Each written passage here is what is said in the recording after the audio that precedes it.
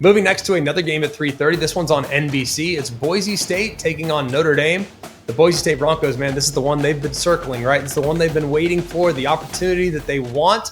Maddox Madsen, their quarterback, he's shown some flashes of brilliance. He's got good arm talent. He's got an ability to extend plays.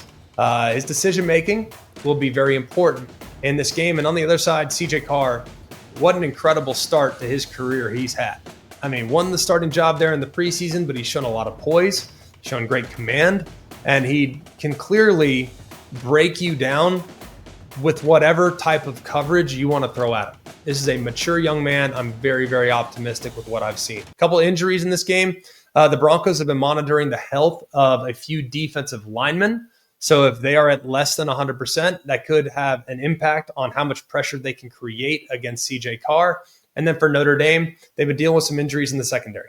So they got to make sure that they're getting close to 100% there in the back end, because they need to make sure if they don't cover well against Boise State's passing attack, big plays could get created. Question number 1, can Boise State neutralize Notre Dame's defensive front? This is a battle in the trenches to watch. Boise, like always, pretty good up front this year. They go for over 220 a game on the ground. They've given up just 3 sacks. Notre Dame's defensive front possesses a massive advantage in size and talent, but if Boise State's offensive line cannot neutralize that defensive line, it could be a long day for Maddox Madsen. And Boise has to kind of stay on schedule by running the football with Dylan Riley and Sire Gaines and Malik Sherratt. And Madsen, he'll hold the ball a little bit now. Hey, he's not just catching and throwing it. He's not afraid to kind of hold it back there and kind of let things develop. The fact that they've only given up 3 sacks is pretty remarkable. Question 2, can CJ Carr continue to play at an All-American level against a veteran secondary? Did any of y'all coming into this year, serious, any of y'all expect Notre Dame to have a top 16 passing offense after 4 weeks of the season? Especially knowing they played against A&M and against Miami? I certainly didn't.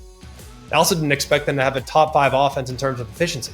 But we know they have a ton of weapons, right? Faison, Fields, the emergence of Raridan, even Jeremiah Love and his contributions to the passing game. They have a lot of weapons. And they're going against an experienced secondary. This backfield for Boise, they are known for creating turnovers. They're disciplined.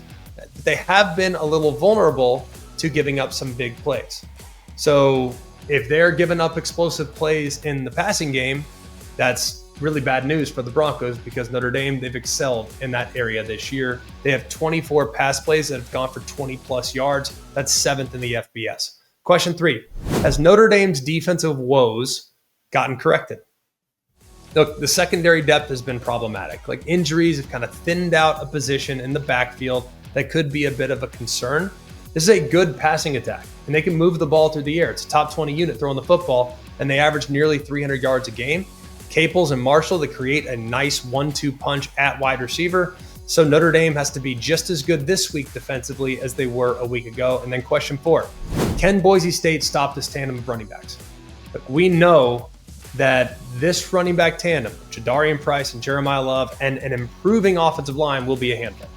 And the way they're running it and attacking all areas of the defense, outside the tackles, inside the tackles, on the edges, in the alleys, they can do a lot of different things running the football. So can Boise somehow neutralize that rushing attack? I'm taking Notre Dame.